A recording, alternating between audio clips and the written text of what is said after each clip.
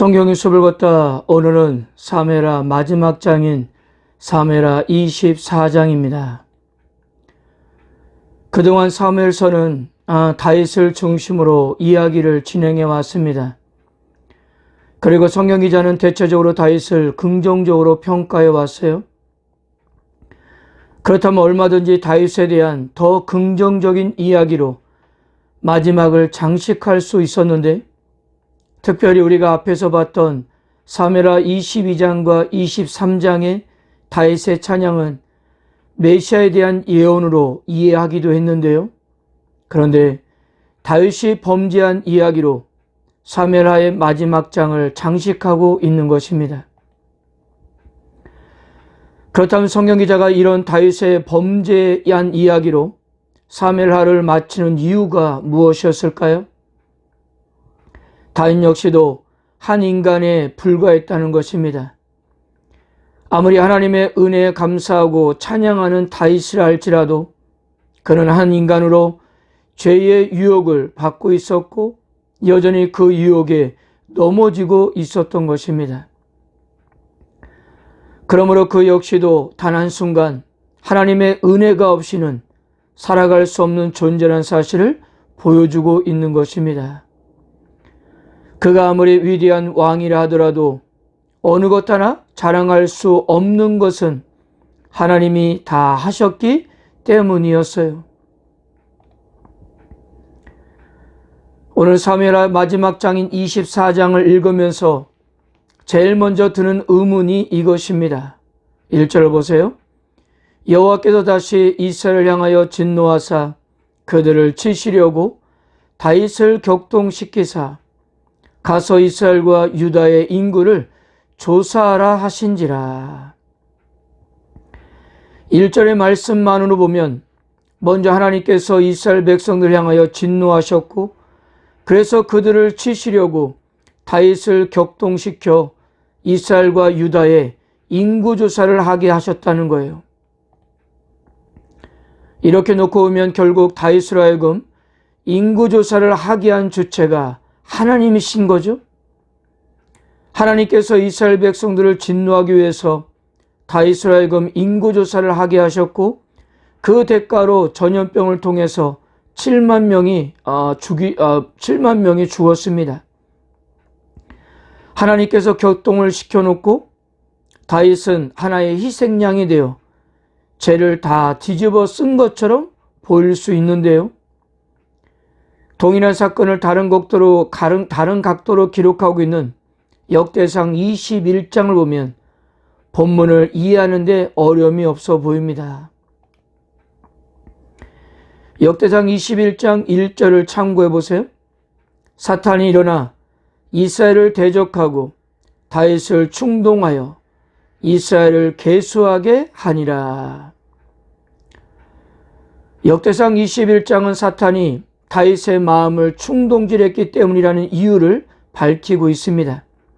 그래서 이 두 구절을 연결해 보면 사탄은 분명 다윗의 마음에 어떤 교만이 도사리고 있었는지를 알고 있었던 것입니다. 사탄이 일어나 할 때 일어나라는 단어는 법정에 쓰는 용어입니다. 오늘날로 이야기하면 어떤 사람이 법을 어긴 사실을 고소하기 위한 장면과 같은 장면이에요. 그러니까 사탄은 다윗이 무엇인가 자랑하고 싶어하고 자신의 업적을 내세우고 싶은 마음을 알았던 거예요. 그래서 다윗의 그런 마음을 계속 충동질해서 결국 하나님 앞에서의 죄악인 인구조사를 감행하게 된 것입니다. 그리고 하나님은 다윗의 그런 마음을 막지 않으시고 허용하셨던 거예요. 그래? 내가 그런 마음을 가지고 있었니? 하면서 잠시 그를 잡고 있던 손을 놓으면서 그럼 어디 내가 하고 싶은 대로 한번 해보라고 그렇게 허용하셨던 거예요. 오늘 본문은 그와 같은 의미를 격동시키다로 표현하고 있는 것입니다. 그렇다면 성도 여러분, 다윗의 마음에 왜 이와 같은 교만한 마음이 들었을까요? 그런 다윗의 마음을 유추해 볼 수 있는 것은 사무엘하 23장 8절에서 39절까지 다윗에게 충성을 맹세한 용사들이 바로 그 이유였던 것입니다. 방금 말씀드린 대로 사무엘하 24장의 내용이 역대상 21장에도 그대로 기록되어 있다고 하지 않았습니까? 자, 그런데 역대상 21장에서 그와 같은 사건이 일어나기 전에 역대상 20장을 보면 어떤 사항이 있었는지 아십니까? 싸우는 전쟁마다 다윗의 군대는 계속 승리를 하고 있었고요. 그리고 골리앗과 같은 거인들이 다윗의 부하들에 의해서 속수무책 죽어가는 그림을 그리고 있었던 것입니다. 다윗과 그의 부하들을 상대할 나라나 적군들의 장수가 과연 있겠냐는 거죠. 결코 다윗과 그의 부하들을 상대할 나라나 장수들이 없었다는 거예요. 그래서 이스라엘은 전에 없었던 승리와 평화를 누리고 있었고요. 그들이 뽑았던 칼은 이미 다 칼집에 꽂게 되었습니다.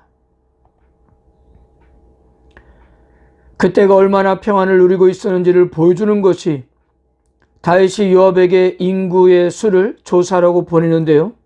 8절에 보면 9달 20날이 걸렸습니다. 예루살렘을 지키고 있었던 이스라엘의 정예부대가 거의 10개월 동안 자리를 비워도 될 정도로 평화를 유지하고 있었던 거예요. 여기에 다윗은 이런 평안을 누리게 하시는 하나님이 있다는 사실을 망각한 채 현재 자기가 다스리는 나라의 수적인 힘이 얼마나 되는지를 알고 싶었던 것이고요. 사탄은 그런 다윗의 교만한 마음을 충동질하기 위해서 일어났던 것입니다.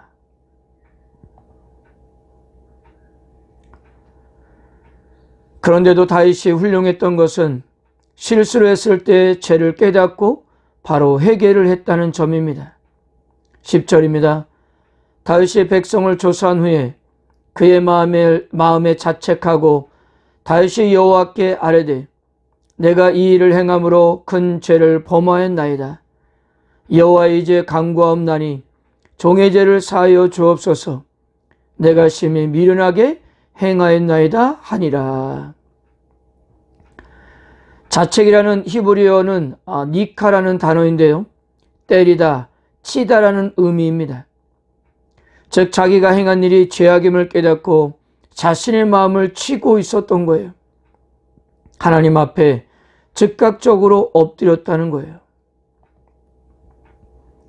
여기 하나님께서는 갓선자를 보내서 세 가지의 재앙을 제시하면서 다윗이 선택하도록 했습니다. 첫째, 7년 동안의 기근. 둘째, 다윗이 3개월 동안 대적에게 쫓겨다니는 것. 셋째, 3일 동안의 전염병이었어요. 다윗은 이 중 세 번째 재앙을 선택했습니다. 그리고 15절을 보세요. 이에 여호와께서 그 아침부터 정하신 때까지 전염병을 이스라엘에게 내리시니 단에서부터 브엘세바까지 백성의 죽은 자가 7만 명이라. 15절에서 정하신 때까지라고 하셨지만 16절의 뉘앙스로 볼 때 하나님은 전염병의 재앙을 3일을 다 채우지 않고 도중에 멈췄던 것으로 보여집니다. 그런데 여기서 흥미로운 표현을 볼 수 있는데요. 16절을 보세요. 천사가 예루살렘을 향하여 그의 손을 들어 멸하려 하더니 여호와께서 이 재앙 내리심을 뉘우치사 백성을 멸하는 천사에게 이르되 족하다 이제는 내 손을 거두라 하시니 여호와의 사자가 여부수 사람 아라우나의 타작마당 곁에 있는지라. 여기서 멸하는 천사라고 할 때 멸하다라는 단어가 하마슈이트인데요. 이 단어는 출애굽 당시 10번째 재앙을 묘사할 때도 사용되었습니다. 출애굽기 12장 13절 내가 애굽 땅을 칠 때에 그 피가 너희의 거하는 집에 있어서 너희를 위하여 표적이 될지라. 내가 그 피를 볼 때에 너희를 넘어가리니 이 재앙이 너희에게 내려 멸하지 아니하리라.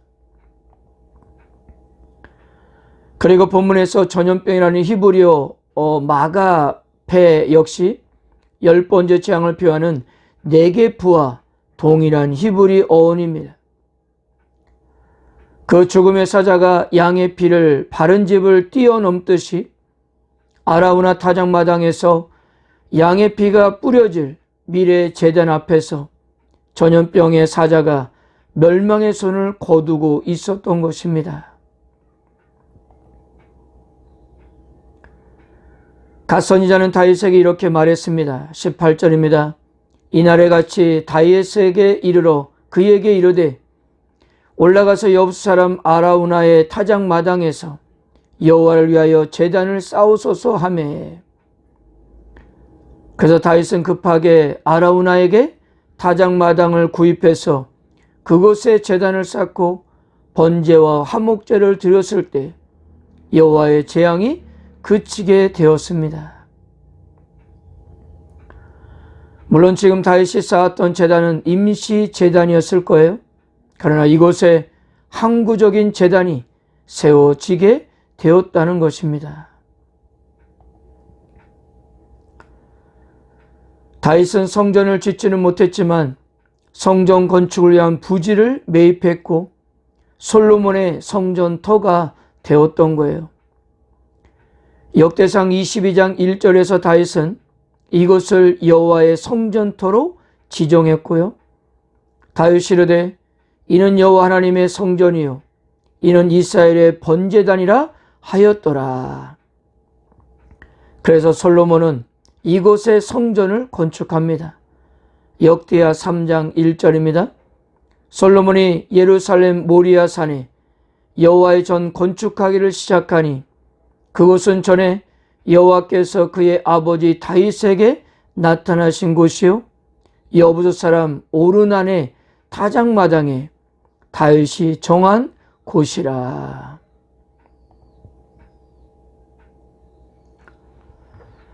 사무엘서는 한나의 간곡한 기도와 하나님의 자비로운 응답으로 시작해서 다윗의 간곡한 기도와 하나님의 은혜로운 응답으로 끝을 맺고 있는 것입니다. 책의 시작과 마지막의 이야기는 우리들에게 하나님의 자비하심과 은혜로우심을 기대하라는 메시지였던 거예요. 이스라엘의 미래를 소망할 수 있는 것은 다윗 같은 이상적인 왕이 있었기 때문이 아니라 자비하시고 은혜로우신 하나님께서 그들과 함께 하셨기 때문입니다.